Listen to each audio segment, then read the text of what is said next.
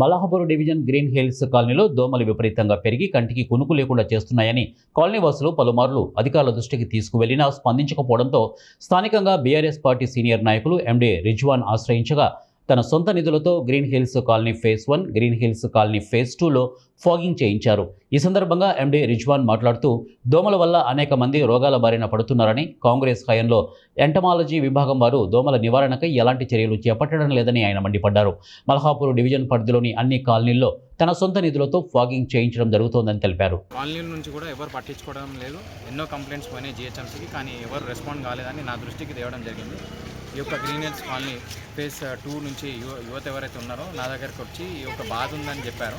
దీనివల్ల నేనేం చేసినా అంటే మస్కిటో ఫాగింగ్ మిషన్ ఏదైతే ఉందో మొత్తం కాలనీలో మొత్తం తిప్పి మొత్తం ఏదైతే చెట్లు ఎక్కువ ఉన్నాయో, ఏదైతే డ్రైనేజ్ మొత్తం ఆగి ఉందో అక్కడ మొత్తం ఈ ఫాగింగ్ మిషన్ కొట్టడం జరిగింది. దయచేసి నేను ఈ గవర్నమెంట్కి ఒక కోరుతున్నాను, ఇప్పుడున్న సిచ్యువేషన్లో దోమలు అనేది విపరీతంగా పెరిగిపోయినాయి. ఈ దోమలతోని రాబోయే రోజుల్లో మనకు మలేరియా, డెంగ్యూ ఇవన్నీ వచ్చే అవకాశాలు ఉన్నాయి. డెఫినెట్గా దీన్ని మనం సాల్వ్ చేసిన ఒక గవర్నమెంట్కి బాధ్యత ఉంది. జిహెచ్ఎంసీని ఇమీడియట్గా యాడ్ కావాలి. ఎందుకంటే వృద్ధులైనా కానీ పిల్లలైనా కానీ చాలామంది ఉన్నారు, వాళ్ళకి విపరీతమైన మనకు రోగం వచ్చే ఛాన్సెస్ ఉన్నాయి. అందుకని ఈ రోజు కాదు, నేను ఇప్పటికి మల్లాపూర్లో ఇప్పటి నుంచి